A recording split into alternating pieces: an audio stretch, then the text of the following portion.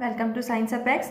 As हमने already teacher and society जो second semester का सिलेबस है उसका यूनिट 1 स्टार्ट कर दिया है। यूनिट 1 में हमने पहला टॉपिक आपको बता दिया था, सेकेंड टॉपिक भी आपको सर ने एक्सप्लेन कर दिया है और आज हम स्टार्ट करने जा रहे हैं third topic of unit 1 of teacher and society. हमारा यूनिट 1 का नाम क्या है? Understanding the teacher as personal and professional. उनका जो पर्सनल प्रोफेशनल एरिया है, क्राइटेरिया है, उसको हमको क्या करना है? एक्सप्लोर करना है। तो उसमें हमने सबसे पहले क्या पढ़ा था? टीचर्स के बारे में पढ़ा था, उनकी लाइफ हिस्ट्री, उनकी पर्सनल लाइफ के बारे में पढ़ा था। फिर सेकेंड टॉपिक क्या था? सेकेंड टॉपिक था हमारा कि जो टीचर बनने के लिए हमको प्रोफेशनल क्वालिफिकेशन चाहिए या फिर डिग्रीज चाहिए, हमने उनके बारे में स्टडी की थी। सो आर नेक्स्ट टॉपिक इज कि जो टीचर होते हैं वो किन किन टाइप्स के होते हैं। देखो, हर कोई जो टीचर होता है ना, हर कोई बहुत से टीचर होते हैं जो बहुत अच्छा पढ़ाते हैं और वो जितने भी टीचर्स होते हैं ना वो अलग अलग टाइप के होते हैं। कोई बहुत अच्छा कम्युनिकेट कर लेते हैं आपके साथ, कोई जो है बहुत अच्छा पकड़ रखते हैं अपने सब्जेक्ट में, तो इसलिए वो आपको अच्छे लगते हैं। तो अलग अलग टाइप्स के टीचर्स जो हैं आप अपने क्लासरूम में देखते आ रहे होंगे, तो हमें इस बीएड के सब्जेक्ट में उन्हीं के बारे में डील करना है। So let's start with our topic. हमारे टॉपिक का नाम क्या हो जाएगा? Charismatic teacher, communicator teacher, missionary teacher, competent practitioner, the reflective practitioner and learning teacher. हमें इन सारे टाइप्स के बारे में स्टडी करनी है। सो फर्स्ट ऑफ ऑल हमारा पहला टॉपिक क्या हो जाएगा? Charismatic teacher. तो कैरिस्मेटिक टीचर में क्या आ जाएगा? कैरिस्मेटिक टीचर्स होते कौन हैं? जो कि क्या करते हैं? स्टूडेंट्स को इंस्पायर करते हैं through personality, enthusiasm and emotional appeal. Emotional appeal मतलब वो ऐसे इस तरह से कम्युनिकेट करेंगे, इस तरह से आपसे बात करेंगे ना कि आप उनके जो फीलिंग्स होगी उनको आप टच कर सकते हैं, मतलब हार्ट टू हार्ट उनकी फीलिंग्स को समझ सकते हैं। वो जो बोलना चाह रहे हैं उनको आप इमेजिन कर सकते हैं। वो इस तरह से इमोशनल अपील करते हैं। तो कैरिस्मेटिक टीचर के फीचर्स पे क्या आएगा कि वो क्या करते हैं? पर्सनैलिटी के थ्रू, एंथुसियाज्म के थ्रू और इमोशनल अपील के थ्रू स्टूडेंट्स को क्या करेंगे? इंस्पायर करते हैं। ठीक है। फिर की फीचर्स में क्या आ जाएगा कि ये कैसे होते हैं? एनर्जेटिक होते हैं, कॉन्फिडेंट होते हैं, इंगेजिंग डिलीवरी। मतलब ये इस तरह से बताते हैं, कोई भी चीज़ को ऐसे एक्सप्रेस करते हैं कि आप क्या करेंगे? जो पूरी क्लास होगी, जो स्टूडेंट्स होंगे, वो अपने ही आप उन पर ध्यान देते हैं। उनका जो वो क्या करते हैं? उनकी जो ध्यान की क्षमता है उसको खींच लेते हैं अपनी ओर। ऐसे टीचर्स किनको बोलते हैं? हम कैरिस्मेटिक टीचर्स को बोलते हैं। ठीक है। सेकेंड फीचर क्या हो जाएगा? Build strong emotional connections. ये क्या करते हैं? स्टूडेंट्स के साथ एक इमोशनल कनेक्शन बनाते हैं। फिर next, motivates through passion not authority. अब थ्रू पैशन नॉट अथॉरिटी का मतलब क्या होगा? जैसे कि आप एज टीचर अपने स्टूडेंट को दो तरीके से कोई भी चीज़ करने के लिए बोल सकते हैं। पहला तो आप ऐसे बोलेंगे कि आपको ये करके लाना है। क्यों करके लाना है? बिकॉज मैंने बोला है। मैं कौन हूँ? टीचर हूँ, तो मैं बोल रही हूँ। तो ये क्या हो जाएगा? एक अथॉरिटी हो जाएगा कि आप क्या कर रहे हैं? किसी को अथॉरिटी के थ्रू बोल रहे हैं। लेकिन पैशन के थ्रू बोलना मतलब मैं ये बोल सकती हूँ कि आप ये काम करिए, ये क्या करेगा? आपको फ्यूचर में हेल्प करेगा। तो ये क्या हो गया? पैशन के थ्रू बोलना। तो कोई भी स्टूडेंट है वो क्या करेगा? बहुत जाहिर सी बात है, वो क्या करेगा? पैशनेटली अगर मैं कोई चीज़ बोलूँगी तो वो उसको सुनेगा। अथॉरिटी से बोलूँगी तो वो बस उस काम को बिना अपने मन के करके ला देगा, लेकिन ना उससे वो कुछ सीखेगा ना कुछ समझेगा। ठीक है। फिर फोस्टर्स पॉजिटिव लर्निंग एनवायरनमेंट। ये क्या करते हैं? पॉजिटिव लर्निंग एनवायरनमेंट का फॉर्मेशन करते हैं।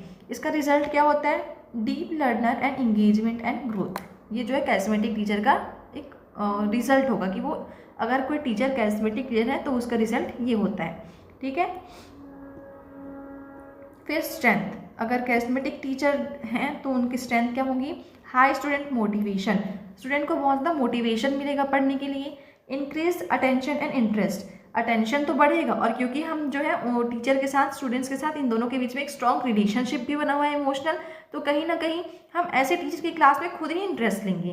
तो ये अटेंशन भी ग्रैब कर लेते हैं और इंटरेस्ट भी ग्रैब कर लेते हैं। फिर strong teacher and student support. यहाँ पे टीचर और स्टूडेंट के बीच का जो सपोर्ट होगा वो बहुत स्ट्रॉन्ग होगा। ठीक है। फिर हमने अभी जैसा पढ़ा है कि जिस चीज़ का प्रो होता है उसका कॉन भी होता है। हर कोई चीज़ जो होती है जिसके अच्छे चीज़ें होंगे, कहीं ना कहीं उसके लिमिटेशंस भी हम देखते हैं।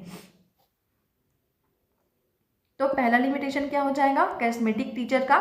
लर्निंग में depend too much on teacher personality. मतलब क्योंकि हमको आदत हो गई है कि क्या हो रहा है, टीचर से हम इंटरेक्शन कर करके पढ़ रहे हैं, टीचर से ही हर चीज़ समझ के पढ़ रहे हैं, तो क्या होगा? हम खुद से पढ़ना छोड़ देंगे, स्टूडेंट सेंटर्ड लर्निंग जो होगी वो बहुत ही कम हो जाएगी। तो इससे क्या होगा, हम टू मच किस पे डिपेंड हो जाएंगे, टीचर पे डिपेंड हो जाएंगे। ठीक है। फिर दूसरा क्या होगा, learn less focus on structured pedagogy if not balance. Structured pedagogy if not balance का मतलब यहाँ पे ये है कि एक कैरिज्मेटिक टीचर क्या करता है, हर एक चीज़ को अच्छे से एक्सप्लेन करने की कोशिश करता है। वो क्या करता है, हर चीज़ में स्टोरी टेलिंग करेगा, हर चीज़ को स्टोरी टेलिंग के अकॉर्डिंग बताने की कोशिश करेगा। लेकिन हमारा जो सिलेबस होता है ना, वो एक बहुत बड़े मैप की तरह है, तो उसको कवर करने के लिए हम हर जगह पे स्टोरी नहीं डाल सकते।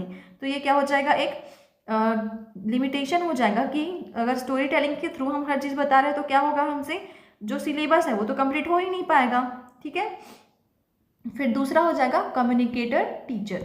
कम्युनिकेटर टीचर का मतलब भाई आप समझ रहे हैं कि ये क्या करते हैं, इंटरेक्शन बहुत अच्छा करते हैं, क्लैरिटी रहती है और डायलॉग इन टीचिंग, मतलब एक ऐसा पॉजिटिव क्लास ये डेवलप करेंगे अपने सराउंडिंग में जहाँ पे स्टूडेंट क्या कर सकता है, अच्छे से सुन रहा है, वो क्या कर पा रहा है, अच्छे से बोल पा रहा है, और जो टीचर्स की बातें हैं वो उसको अच्छे से ग्रैब भी कर पा रहे हैं। ठीक है। फिर कैरिज्मेटिक टीचर टीचिंग मेथड, ये क्या होता है, इंगेजिंग डिलीवरी, मतलब ये बहुत अच्छे से बोलते हैं। फिर इमोशनल कनेक्शन बहुत अच्छा होता है, पॉजिटिव क्लाइमेट होता है क्लास में, इंस्पायर्स एक्शन, ये क्या करते हैं, इंस्पायर करते हैं स्टूडेंट्स को भी। फिर इनहेंस लर्निंग एंड ग्रोथ। फिर की फीचर्स में क्या पढ़ेंगे वो एक्स्ट्रा में, क्लियर एक्सप्लेनेशन ऑफ कॉन्सेप्ट्स, जो टीचर अच्छे से बोल पा रहा है वो क्या करेगा, कॉन्सेप्ट्स को और अच्छे से क्लियर कर पाएगा और अच्छे एक्सप्लेनेशंस दे पाएगा। फिर uses questioning, discussion and feedback, क्योंकि इनकी क्लास क्या होती है, बहुत ही ज़्यादा इंटरेक्टिव होती है। तो इंटरेक्टिव क्लासेस में क्या होगा, हम क्या करेंगे, स्टूडेंट से पूछेंगे, सबसे पहले उनका पॉइंट ऑफ व्यू जानने की कोशिश करेंगे, फिर उनको जब नहीं समझ में आ रहा है तो हम खुद एक्सप्लेन करेंगे। एक्सप्लेन करने के बाद भी क्या करते हैं, ये उनसे क्रॉस क्वेश्चंस करते हैं, फिर उनका भी फीडबैक लेते हैं। तो ये क्या करता है, क्लासरूम को और भी ज़्यादा इफेक्टिव बना देता है। ठीक है। फिर एनकरेजेस स्टूडेंट पार्टिसिपेशन, इससे क्या होता है, अगर हम अच्छा क्लास इंटरेक्शन कर रहे हैं ना, जहाँ पे हर स्टूडेंट क्या कर पा रहा है, बहुत इमोशनली खुद को इतना अच्छा मान रहा है कि वो क्या कर सकते हैं, टीचर से इंटरेक्ट कर सकता है, तो यहाँ पे स्टूडेंट पार्टिसिपेशन भी एनकरेज हो रहा है। फिर adapts language to learners level, मतलब अगर आप बहुत अच्छा बोल पा रहे हैं तो आप क्या करेंगे, अपनी लैंग्वेज को या फिर अपना जो टोन है या फिर आप अपने बोलने के तरीके को आप इस तरह से शिफ्ट कर सकते हैं कि कौन से स्टूडेंट को बहुत फास्ट बोलने पे समझ आ रहा है या फिर कौन से स्टूडेंट को थोड़ा स्लो बोलने पे समझ आ रहा है। तो आप क्या कर सकते हैं, इन सारी चीज़ों को भी मैनेज कर सकते हैं। ठीक है। फिर स्ट्रेंथ क्या हो जाएगा, promotes understanding and expression, encourage critical thinking, क्योंकि हम क्या करें, इंटरेक्शन कर रहे हैं, उनसे पूछ रहे हैं, उनसे जान रहे हैं, तो यहाँ पे उनकी जो क्रिटिकल थिंकिंग एबिलिटी है वो क्या हो रही है, इंक्रीज हो रही है। ठीक है। फिर रिड्यूसेस मिसकंसेप्शंस, क्योंकि अगर मैं आपको एक बार बता रही हूँ फिर उसके बाद उस बारे में हम टॉपिक पे बात ही नहीं कर सकते, आप मेरे से पूछ नहीं पा रहे क्योंकि मैं बहुत ज़्यादा स्ट्रिक्ट हूँ, मैं आपसे ज़्यादा इंटरेक्ट करती नहीं हूँ, तो क्या होगा, वहाँ पे मिसकंसेप्शंस हो जाएंगे कि आपको कंफ्यूजन हो सकता है किसी भी टॉपिक पे, पर आप मेरे से पूछ नहीं पा रहे हैं, तो वहाँ पे क्या होगा, मिसकंसेप्शंस बढ़ सकते हैं। फिर इनके भी कुछ लिमिटेशंस होते होंगे कम्युनिकेटर टीचर के, तो इनकी लिमिटेशन स्टडी कर लेते हैं। Requires strong language and listening skills, मतलब जैसे मेरे सामने कोई ऐसा इंसान है जो बहुत अच्छा बोल लेता है, पर उसके लिए मुझे भी तो ऐसा होना पड़ेगा ना कि मेरी लिसनिंग कैपेसिटी बहुत अच्छी हो, मैं क्या कर सकूँ, लोगों को अच्छे से सुन पाऊँ। तो अगर सामने वाले का जो लिसनिंग कैपेबिलिटी है वो बहुत अच्छा होगा, तभी ऐसे टीचर्स इफेक्टिव क्लासरूम का फॉर्मेशन कर पाएंगे। ठीक है। May be time consuming in large classrooms, जैसे बहुत ज़्यादा बड़े क्लासरूम्स हैं, बहुत ज़्यादा बच्चे हैं, अब मैं हर किसी से 1 to 1 इंटरेक्शन करती रहूँगी तो क्या होगा, वहाँ पे टाइम बहुत ज़्यादा कंज्यूम होगा मेरा। तो ये क्या है, 2 लिमिटेशंस हैं। ठीक है।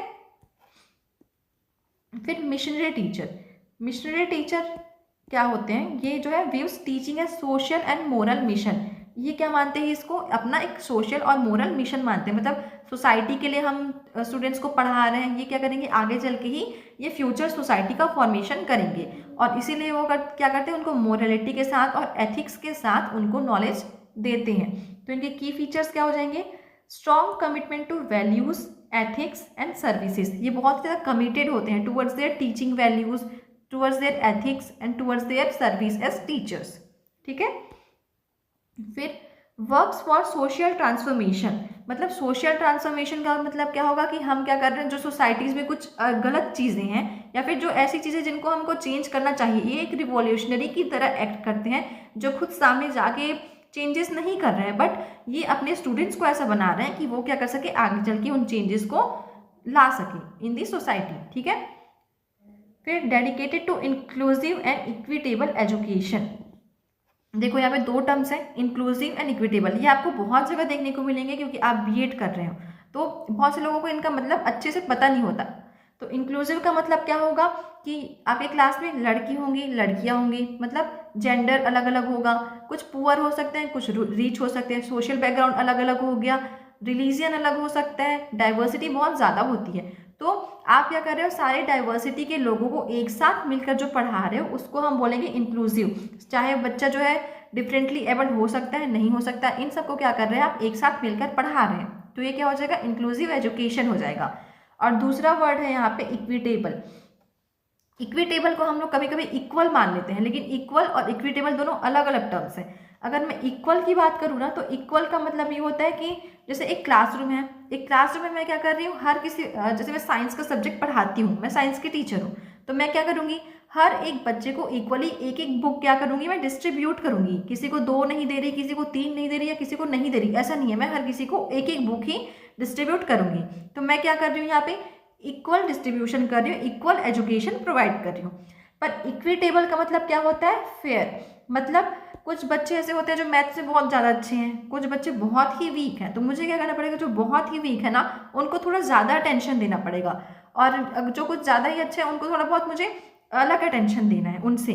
तो ये क्या हो जाएगा, इक्विटेबल एजुकेशन इसको हम बोलते हैं। ठीक है, often works beyond formal duties. ये क्या करते हैं, फॉर्मल ड्यूटीज़ के आगे भी अपना काम करते हैं। जैसे मेरी फॉर्मल ड्यूटी क्या हो जाएगी एज ए टीचर, कि मुझे क्या करना है, करिकुलम कंप्लीट कराना है, सिलेबस कंप्लीट कराना है, ये मेरा एक फॉर्मल ड्यूटी है। लेकिन ये क्या करते हैं, उससे आगे चल के भी, जैसे कि मैंने क्या कर दिया, मैं अपना सिलेबस तो साथ ही साथ करा ही रही हूँ, मैं बच्चों को सोशल इशूज़ के बारे में बता रही हूँ, हमारी जो कंट्री है वहाँ पे क्या क्या चीज़ें होती मैं उनके बारे में बता रही हूँ। या फिर हमारे एक हिंदी के टीचर थे, वो उन्होंने हमको बैंक में जो फॉर्म भरते हैं ना, वो सब करना सिखाया था, जो कि उनके सिलेबस में तो था नहीं, पर फिर भी उन्होंने हमको ये सब सिखाया था। तो ये क्या था, उनके ड्यूटीज़ के बियॉन्ड था। तो ये वो क्या थे, टाइप ऑफ मिशनरी टीचर ही थे, जिन्होंने हमें स्कूल के बाहर की दुनिया के बारे में कुछ सिखाने की कोशिश की थी। ठीक है, तो ये हो जाएंगे हमारे बियॉन्ड फॉर्मल ड्यूटीज़। फिर नेक्स्ट स्ट्रेंथ क्या होगी इनकी, बिल्ड कैरेक्टर वैल्यूज़ इन लर्नर्स। ये क्या करते हैं, वैल्यूज़ और कैरेक्टर को डेवलप करने की कोशिश करते हैं, किन में, लर्नर्स या स्टूडेंट्स में। फिर supports marginalised and disadvantage students. Marginalise मतलब जो कि माइनॉरिटी से बिलोंग करते हैं, जिनके साथ कुछ कुछ डिस्क्रिमिनेशन होते रहता है, तो उनको क्या करते हैं, सपोर्ट करते हैं। और जो डिसएडवांटेज का मतलब ये हो सकता है कि जो सोशियो इकोनॉमिकल कंडीशन जिनकी वीक होती है ना, उनको ये क्या करते हैं, सपोर्ट करने का काम करते हैं। ठीक है, फिर long term impact on society. देखो अगर मैं आपको जैसे 2+2 एडिशन सिखा रही हूँ, सब्ट्रैक्शन सिखा रही हूँ, डिवीजन सिखा रही हूँ, तो ये आपको कब तक काम आएगा, जैसे ये सब तो वैसे आगे भी काम आएगा ही, लेकिन कुछ कुछ चीज़ें ऐसी होती है जो फिर हम क्या करते हैं, क्लासरूम तक ही रहती है उनको। जैसे मैंने कोई हिंदी का चैप्टर पढ़ा दिया, आपको कोई स्टोरी बता दी, तो वो क्या है, क्लासरूम तक ही रहेगी, क्लासरूम के आगे तो आपको कभी काम आएगा नहीं। आप क्या करोगे, आज पढ़ रहे हो, फिर पेपर में लिखे छोड़ दोगे, वो चीज़ थोड़ी आपके काम आएगी। लेकिन अगर मैं आपको एथिक्स सिखा रही हूँ, मोरालिटी सिखा रही हूँ, तो वो आपको क्या करेगा, लाइफ टाइम काम आएगा। तो ये जो मिशनरी टीचर होते हैं वो क्या करते हैं, long term impact on society. ये क्या करते हैं, लोगों में जो सोसाइटी है उसमें लॉन्ग टर्म इम्पैक्ट डालते हैं। ठीक है, फिर लिमिटेशंस, रिस्क ऑफ बर्नआउट मतलब बहुत ज़्यादा टायर्ड हो सकते हैं, क्योंकि मैं अपने जो करिकुलम है, मेरा जो ड्यूटी है, मैं उसके बियॉन्ड जाके अगर आपको कुछ सिखा रही तो हो सकता है कि मैं बहुत ज़्यादा थक जाऊँ। मैं नेग्लेक्ट पर्सनल वेलबींग, ये क्या कर सकते हैं, खुद के जो वेलबींग है उसको नेग्लेक्ट कर सकते हैं। ठीक है, तो ये अगर आप मिशनरी टाइप ऑफ टीचर बनोगे तो ये आपके लिए लिमिटेशंस हैं। ठीक है, फिर हम पढ़ेंगे कॉम्पिटेंट प्रैक्टिशनर के बारे में। कॉम्पिटेंट प्रैक्टिशनर क्या होते हैं, ये ऐसे टीचर्स होते हैं जो कि प्रोफेशनल स्किल्स में ज़्यादा फोकस करते हैं और उनमें इफेक्टिवनेस लाने में ज़्यादा फोकस करते हैं। मतलब इनका मेन फोकस यही होता है कि मेरा जो सब्जेक्ट है, मैं उसको बच्चों को और कैसे बहुत ही ईजी तरीके से बता सकूँ, कैसे उनको उन चीज़ों में मास्टरी करा सकूँ। ये जो होता है कॉम्पिटेंट प्रैक्टिशनर का मोटो होता है। तो इसके फीचर्स देख लेते हैं। मास्टरी ऑफ सब्जेक्ट मैटर, ये क्या करते हैं, जो सब्जेक्ट इनको पढ़ाना होता है उनमें ये प्रॉपर अच्छे से पढ़ के आए होते हैं। ठीक है। फिर इफेक्टिव क्लासरूम मैनेजमेंट, इनका जो क्लासरूम मैनेजमेंट होता है बहुत ज़्यादा इफेक्टिव होता है। जिनको जो इनको पढ़ाना है वो ये अच्छे से पढ़ाते हैं। ठीक है। फिर यूजेस एप्रोप्रिएट टीचिंग स्ट्रेटजीज, इनको अच्छे से पता होता है क्योंकि इन्होंने वो सब्जेक्ट खुद अच्छे से पढ़ रखा है, तो इनको पता होता है कि कहाँ पे कोई कंफ्यूज हो सकता है, कहाँ पे इनको इस तरीके से नहीं, मेथड 1 से नहीं मेथड 2 से बताना चाहिए। तो ये क्या करते हैं, अपने टीचिंग जो स्ट्रेटजीज हैं, कहाँ पे मैं इनको बोल के बताऊंगा तो ये समझ जाएंगे, या फिर कहाँ पे मैं इनको वीडियोस दिखाऊंगा तो ये उससे समझेंगे। तो ये क्या करते हैं, उस अकॉर्डिंग एप्रोप्रिएट टीचिंग स्ट्रेटजीज का यूज़ करते हैं। ठीक है। फिर अचीव्स लर्निंग ऑब्जेक्टिव एफिशिएंटली, ये क्या करते हैं, जो इनकी जो लर्निंग ऑब्जेक्टिव्स होते हैं उनको ये बहुत ही अच्छे से अचीव कर सकते हैं। ठीक है। ये क्या होता है, इफेक्टिव एजुकेटर्स होते हैं, मास्टरी होती है इनकी सब्जेक्ट में, क्लासरूम मैनेजमेंट इफेक्टिव होता है, uses appropriate teaching strategies, achieves learning objective efficiently, successful learning outcomes जो है ये प्रोवाइड करते हैं टू दी स्टूडेंट्स। स्ट्रेंथ क्या हो जाएगी कॉम्पिटेंट टीचर की, कंसिस्टेंट एकेडमिक रिजल्ट्स, ये क्या करेंगे, बहुत अच्छे से अगर अपने सब्जेक्ट को प्रोवाइड करेंगे टू द स्टूडेंट्स तो ये क्या होगा, एकेडमिक रिजल्ट्स बहुत ही अच्छे आएंगे। वेल ऑर्गेनाइज इंस्ट्रक्शन, ये क्या प्रोवाइड करते हैं, वेल ऑर्गेनाइज इंस्ट्रक्शन ये प्रोवाइड करते हैं। प्रोफेशनल रिलायबिलिटी, मतलब जो स्टूडेंट्स हैं उनको कहीं और, जैसे कि अगर टीचर्स अच्छे नहीं मिलते तो हम क्या करते हैं, यूट्यूब पे लेक्चर्स देख रहे हैं, कोचिंग जा रहे हैं, तो ये क्या करेंगे, उस प्रोफेशनल रिलायबिलिटी को टीचर तक ही रखते हैं। ठीक है। फिर लिमिटेशंस में appear mechanical if reflection is lacking. अब यहाँ पे मैकेनिकल का मतलब क्या हो जाएगा कि जैसे मैं बहुत ज़्यादा आपके लिए हर चीज़, मैं आपके लिए नोट्स बना रही हूँ, मैं आपके लिए रिकॉर्ड्स कर रही हूँ, पर मुझे अगर सामने से वही चीज़ अच्छे से नहीं मिलेगी, आप मेहनत नहीं कर रहे हैं, मैं क्यों कर रही हूँ, क्योंकि आप अच्छे से पढ़ सके पर आप नहीं कर पा रहे हैं, आप मेहनत नहीं कर रहे हैं, तो मेरा जो ये जो मेहनत है वो क्या हो जाएगा, सिर्फ मैकेनिकल ही बन के रह जाएगा क्योंकि रिफ्लेक्शन इसमें है ही नहीं। फिर second, less emotional engagement with students, क्योंकि मैं क्या कर रही हूँ, सिर्फ आ रही हूँ, आपको अच्छे से पढ़ा रही हूँ, तो इससे क्या होगा, आपकी करिकुलम बहुत अच्छी जाएगी, सिलेबस कवर हो जाएगा, आपको हर चीज़ मैं एक्सप्लेन कर पाऊँगी, लेकिन जो स्टूडेंट्स के साथ इमोशनल इंगेजमेंट होना चाहिए वो नहीं हो पाएगा। ठीक है।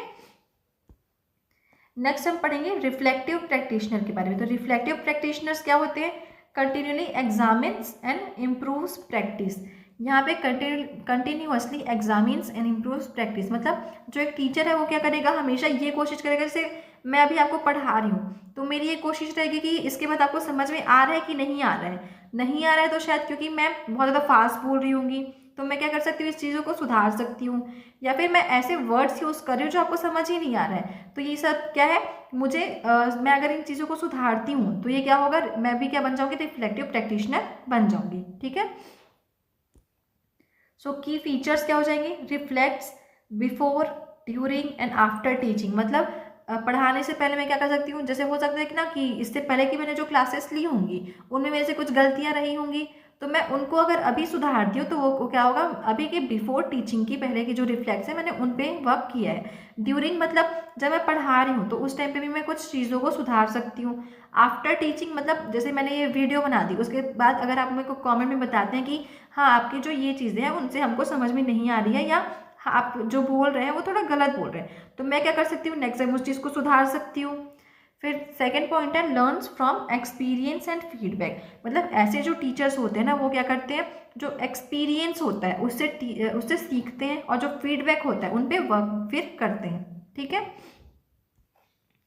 Adjust methods based on students needs, ये क्या करते हैं, अपने मेथड्स को स्टूडेंट्स के नीड के अकॉर्डिंग एडजस्ट कर लेते हैं। जैसे कुछ बच्चे होते हैं जो लेक्चर मेथड से नहीं समझते, उनको क्या करना पड़ता है, हर एक चीज़ लिख के बतानी पड़ती है, तो ये टीचर्स जो होते हैं वो क्या करते हैं, अपने आप को स्टूडेंट्स के अकॉर्डिंग डील कर लेते हैं। फिर इंगेजेस इन सेल्फ इवोल्यूशन, ये क्या करते हैं, खुद को इवेल्युएट करने की कोशिश करते हैं कि इस बार मैंने कैसे पढ़ाया, फिर अगले बार मैं इसको और इम्प्रूव करूंगा, तो फिर अगले बार मैंने कैसे पढ़ाया, तो ये क्या करते हैं, खुद को इवेल्युएट करने की कोशिश करते हैं। ठीक है, टीचिंग साइकिल, ये क्या है, रिफ्लेक्टिव टीचर जो है उनका टीचिंग साइकिल है। तो बिफोर टीचिंग क्या होगा, ये क्या करेंगे, अपने reflex on past experiences and feedbacks, मतलब जो मैंने इससे पहले पढ़ाया होगा या फिर ट्रेनिंग ली होगी, तो वहाँ पे मुझे जो बाकी के लोगों ने बोला है कि इस चीज़ों को सुधारो या फिर इसको ऐसे बोलो, तो मैं क्या करूँगी, उन पे काम करूँगी। तो ये क्या होगा, बिफोर टीचिंग। फिर ड्यूरिंग टीचिंग क्या हो सकता है, इम्प्लीमेंट्स मेथड्स एंड स्ट्रेटेजीज, मैं कुछ टाइप ऑफ मेथड्स अप्लाई कर सकती हूँ, स्ट्रेटेजीज अप्लाई कर रही हूँ अगर मुझे डायरेक्ट बोलने पे स्टूडेंट्स को ऐसा लग रहा है कि वो नहीं समझ पा रहे हैं तो। फिर learners students engagement and needs, ये क्या करते हैं, स्टूडेंट्स ज़्यादा इंगेज करने की कोशिश करते हैं। फिर आफ्टर टीचिंग में क्या आ जाएगा, engages in student outcomes and gives feedback, मतलब ये जो जैसे मैंने आपको भी पढ़ाया, फिर आप क्या कर सकते हैं, मुझे फीडबैक दे सकते हैं कि आपने अच्छा पढ़ाया या फिर आपने खराब पढ़ा है, आप ये भी बोल सकते हो। तो मैं क्या करूँगी, फिर इस पर वर्क करूँगी और आप जो फीडबैक दे रहे हो मैं उस पर वर्क करूँगी। तो ये क्या है, आफ्टर टीचिंग, ये मेरा रिफ्लेक्शन है। ठीक है, तो इनके जो की फीचर्स हो जाएंगे, ये करते हैं अपने मेथड्स को एडजस्ट करते हैं according to the students needs. फिर before, during and after teaching, ये क्या करेंगे, रिफ्लेक्ट करते हैं अपने मेथड्स को। ठीक है, स्ट्रेंथ, कंटिन्यूस प्रोफेशनल ग्रोथ, इससे क्या होती है, हमेशा ही लाइफ लॉन्ग क्या होती है, इनकी एक प्रोफेशनल ग्रोथ बनी रहती है। फिर improve teaching effectiveness. Third, responsive to classroom realities. ठीक है, reflection alone is insufficient without action, मतलब जब तक मैं कुछ काम ही नहीं करूँगी, मैं बस ये सोच के रखी हूँ कि हाँ मैं ऐसे टीचर बनूंगी कि मैं क्या करूँगी, हमेशा फीडबैक पे काम करूँगी, जो मुझे लोग बोलेंगे उनको मैं सुधारने की कोशिश करूँगी, मैं ये तो सोच के रखी हूँ लेकिन मैं पढ़ा ही नहीं रही हूँ ढंग से। तो ये क्या है, बिना एक्शन किए हम रिफ्लेक्शंस कुछ काम के ही नहीं, हम रिफ्लेक्शंस बना ही नहीं सकते। फिर second, requires time and discipline, अगर आप हर चीज़ को नोट डाउन करेंगे, हर चीज़ के अकॉर्डिंग अपने आप को सुधारेंगे, उस टाइप के मेथड्स इंप्रूव करने की कोशिश करेंगे, स्ट्रेटजीज बनाएंगे, तो इससे क्या होगा, आपका टाइम तो जाएगा ही जाएगा और इसके लिए क्या चाहिए, प्रॉपर डिसिप्लिन चाहिए। ठीक है, फिर 6 है लर्निंग टीचर। लर्निंग टीचर में क्या आ जाएगा, जो लर्निंग टीचर होते हैं वो टीचिंग को as life long learning process की तरह देखते हैं।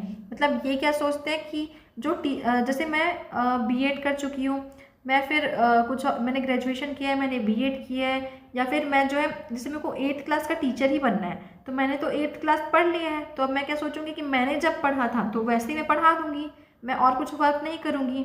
लेकिन ऐसा नहीं होता, क्योंकि सिलेबस क्या होते हैं, चेंज होते रहते हैं। तो एक टीचर क्या करना चाहिए, खुद को हमेशा अपडेट रखना चाहिए, क्योंकि टीचिंग सच में क्या है, लाइफ लॉन्ग लर्निंग प्रोसेस है।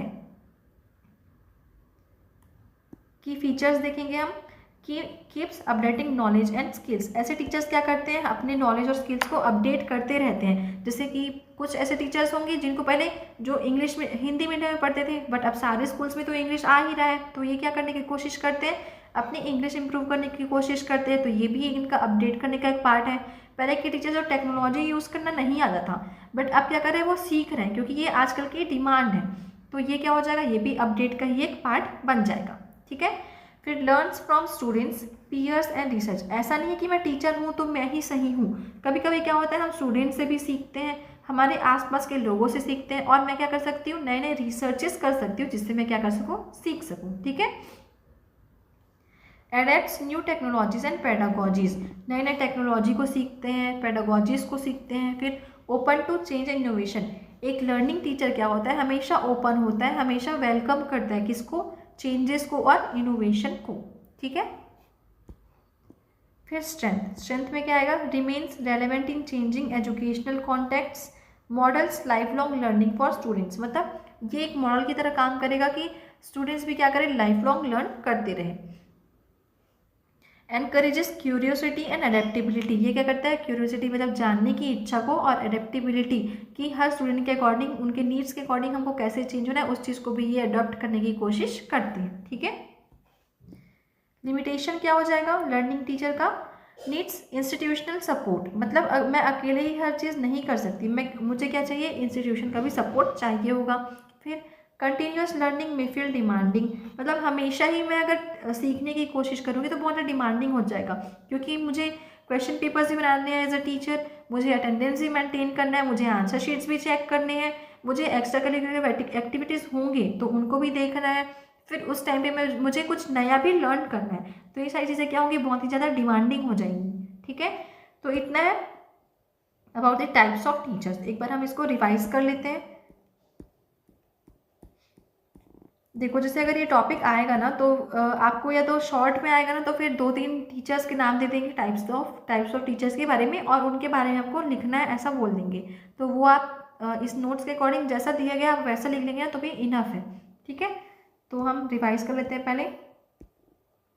कैरिस्मेटिक टीचर, जो कैरिस्मेटिक टीचर जो होते हैं ना वो क्या होते हैं, इंस्पायर करते हैं स्टूडेंट्स को through their personality, enthusiasm and emotional appeal. इसके थ्रू क्या करते हैं, वो उनको इंस्पायर कर लेते हैं। फिर ये क्या होते हैं, इनका जो स्ट्रेंथ होता है वो क्या होता है, high student motivation, increase attention and interest, फिर strong teacher student support. Limitations क्या हो जाएंगी, कैरिस्मेटिक टीचर की लिमिटेशन ये होगी कि ये क्या करते हैं, हम बच्चे क्या हो जाएंगे, टीचर पे बहुत ज़्यादा डिपेंड हो जाएंगे, और दूसरा अपनी जो पेडागॉजी है वो जो है वो बैलेंस नहीं, इन पे जो है लेस फोकस जाएगा अगर उनको अच्छे से बैलेंस नहीं किया गया है कैरिस्मेटिक टीचर। फिर कम्युनिकेटर टीचर का मतलब क्या हो जाएगा, ये जो करेंगे क्लास में क्लैरिटी देंगे, इंटरेक्शंस रहेंगे, डायलॉग्स होंगे क्लास में। इससे क्या होगा, इनके जो फीचर्स क्या आ जाएंगे, क्लियर एक्सप्लेनेशंस ऑफ कॉन्सेप्ट्स। ये क्या करेंगे, क्योंकि इनकी जो इंटरेक्शन है, डायलॉग्स है, मतलब स्टूडेंट भी बोल पा रहे हैं, टीचर भी बोल पा रहे हैं, तो क्या होंगे, कॉन्सेप्ट्स क्लियर होते जाएंगे। Uses questioning, discussion and feedback. फिर एनकरेजेस स्टूडेंट पार्टिसिपेशन, क्योंकि इंटरेक्टिव क्लास है तो हर स्टूडेंट क्या करेगा, वहाँ पे बोलेगा, तो इससे क्या होगा, स्टूडेंट पार्टिसिपेशन इंक्रीज हो जाएगा। फिर adapts language to learners level. Strength क्या हो जाएंगी, promotes understanding and expression, encourages critical thinking, reduces misconceptions. Limitation क्या हो जाएगा, ये जो है लिसनिंग स्किल्स अगर हमारी इंप्रूव नहीं रही तो हम क्या करेंगे, ऐसे टीचर्स पे ध्यान नहीं दे पाएंगे। फिर बहुत ही ज़्यादा टाइम कंज्यूमिंग हो जाएगा अगर हमारा लार्ज क्लासरूम है या फिर लार्ज पॉपुलेशन ऑफ क्लासरूम है। फिर मिशनरी टीचर क्या होता है, ये बहुत ही ज़्यादा सोशल और इकोनॉमिक टाइप ऑफ टीचर होते हैं, जो हर चीज़ में क्या करते हैं, टीचिंग में भी अपनी एथिक्स, अपनी मोरालिटी को एनक्लोज करने की कोशिश करते हैं। ठीक है, फिर की फीचर्स क्या हो जाएंगे, strong commitment two values, ethics and service. इनका जो है कमिटमेंट होता है अपनी वैल्यूज़, अपनी एथिक्स की तरफ। फिर ये क्या करते हैं, सोशल ट्रांसफॉर्मेशन का काम करते हैं, अपनी सोसाइटी में चेंजेस लाने का काम करते हैं। इंक्लूसिव एंड इक्विटेबल एजुकेशन को ये डेडिकेट करते हैं। फिर बियॉन्ड फॉर्मल ड्यूटी भी ये क्या करते हैं, काम करने की कोशिश करते हैं। स्ट्रेंथ क्या हो जाएगा, character and value in learners, ये बिल्ड करेंगे। Supports marginalise and disadvantage students. फिर long term impact on society भी ये प्रोवाइड करते हैं। ठीक है, फिर लिमिटेशन क्या होगा, क्योंकि मैं बहुत ही ज़्यादा बियॉन्ड द मेरी ड्यूटी मैं काम कर रही हूँ तो मैं क्या हो सकती हूँ, टायर्ड हो सकती हूँ और अपनी पर्सनल वेलबींग पर कम ध्यान दूंगी। ठीक है, फिर कॉम्पिटेंट प्रैक्टिशनर, ये क्या होते हैं, प्रोफेशनल स्किल्स होते हैं इनके पास, इफेक्टिवनेस होती है, मतलब ये क्या करते हैं, सब्जेक्ट की पकड़ बहुत अच्छी रखते हैं और जो कुछ भी हमारे सिलेबस में है वो हमको अच्छे से एक्सप्लेन कर देते हैं। ठीक है, तो इनके फीचर्स क्या हो जाएंगे, mastery of the subject matter, effective classroom engagement, uses appropriate teaching strategies and achieves learning objectives efficiently. Strength क्या होगी ऐसे टीचर्स की, consistent academic results, well organise instructions and professional reliability. Limitation क्या हो जाएगा, ये क्या होता है, मैकेनिकल ही होते हैं, अगर सामने वाला नहीं समझ पा रहा है तो उसके लिए जो भी टीचर बोल रहे हैं वो सिर्फ मैकेनिकल सपोर्ट ही है। फिर less emotional engagement with the students. फिर रिफ्लेक्टिव प्रैक्टिशनर क्या होते हैं, जो कि हमेशा अपने आप को सुधारने की कोशिश करते हैं। तो ये क्या होते हैं, पहले भी, फिर ड्यूरिंग भी और आफ्टर टीचिंग भी ये क्या करते हैं, खुद को इम्प्रूव करने की कोशिश करते हैं। ये क्या करते हैं, एक्सपीरियंसेस और फीडबैक जो स्टूडेंट्स प्रोवाइड करेंगे उन पर ही वर्क करते हैं और उनसे ही सीखते हैं। फिर इनके जो मेथड्स होते हैं ना वो स्टूडेंट की नीड्स के अकॉर्डिंग क्या कर लेते हैं, एडजस्ट कर लेते हैं। सेल्फ इवेल्युएशन में ज़्यादा इंगेज होते हैं।